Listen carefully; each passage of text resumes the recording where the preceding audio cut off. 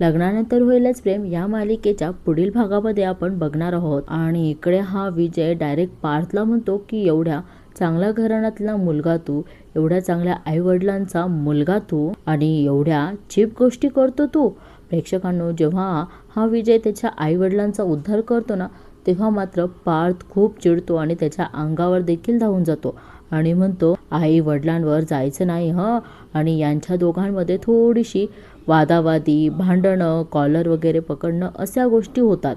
सगळेच जण घाबरतात, सगळेजण ओरडतात की ए, आणि विजय सुद्धा त्याला म्हणतो की तू पण रम्याच्या नावाने वाटेल ते खपवायचं नाही हं।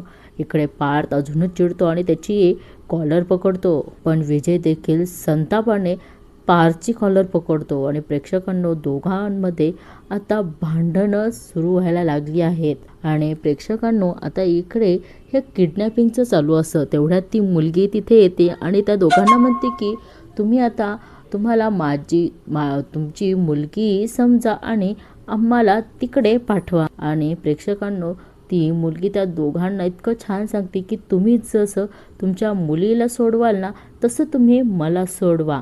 आणि त्यांच्या दोघांच्याही हातात हात देते आणि म्हणते, आणि ती मुलगी म्हणते की आपण तिघेही मिळून त्या बाईला पकडूयात। आणि इकडे मात्र आता ही काव्या जरा नर्वस, नाराज असते। ती म्हणते की आतापर्यंत फक्त रम्या होती, आता फक्त हा विजय सुद्धा आहेत माझ्या रडारवर। आणि इथेच मालिकेचा एपिसोड संपतो। धन्यवाद।